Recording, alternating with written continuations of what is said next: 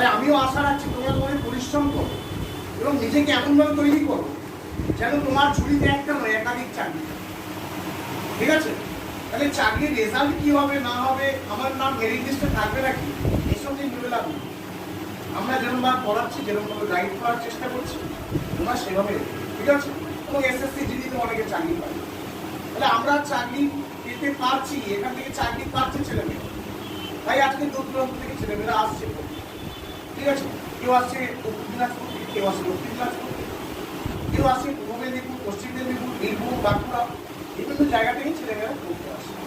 হ্যাঁ, এখানে আমাদের বারাসাতে কিছু সমস্যা আছে। সমস্যাটা আর কি, আর কিছু না, থাকার সমস্যা আছে। এবং এখানে যেহেতু বারাসাত আমাদের উত্তর চব্বিশ পরগনা সেন্টার পয়েন্ট, এখানে একটু থাকা খাওয়ার একটু কস্টলি ব্যাপার চলে আসে। বাট আমার কাছে এমন ছেলেমেয়ে এসছে পড়তে, তোমরা শুনলে খুবই অবাক লাগবে।